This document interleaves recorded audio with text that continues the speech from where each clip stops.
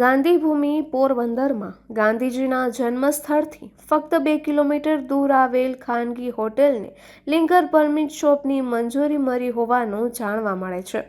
જોકે હોટેલ માલિક હાલ તો મંજૂરી તેના સુધી પહોંચી ન હોવાનું જણાવી રહ્યા છે.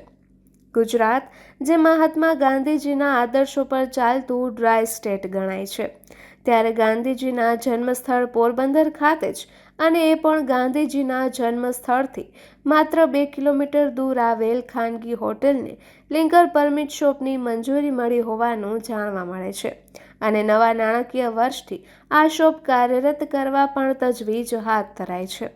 જોકે હાલ હોટેલ માલિક મંજૂરીનો પત્ર હજુ તેમના સુધી પહોંચ્યો ન હોવાનું જણાવી રહ્યા છે.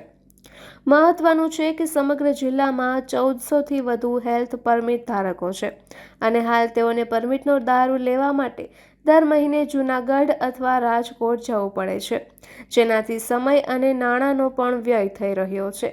આથી કંટાળીને અનેક લોકો પરમિટ રિન્યૂ કરાવતા ન હતા અને પરમિટની સંખ્યા દિવસે દિવસે ઘટતી જતી હતી. અગાઉ પણ સ્થાનિક ખાનગી હોટેલોમાં લિકર શોપ શરૂ કરવા તજવીજ હાથ ધરવામાં આવી હતી, પરંતુ તે સમયે સ્થાનિક કક્ષાએ વિરોધ ઉઠતા કાર્યવાહી રદ કરવામાં આવી હતી. ગુજરાતમાં ગિફ્ટ સિટીમાં દારૂબંધીમાં અપાયેલી છૂટછાટ બાદ હવે પ્રવાસન સ્થળો પર આ પ્રકારના લાયસન્સ આપવાની પ્રક્રિયા તેજ બની ગઈ હોય તેમ જણાય છે.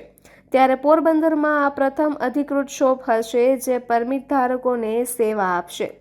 ટુરિઝમ સાથે જોડાયેલા લોકોનું માનવું છે કે આનાથી પોરબંદરમાં પ્રવાસીઓનો ધસારો વધશે અને સ્થાનિક અર્થતંત્રને વેગ મળશે.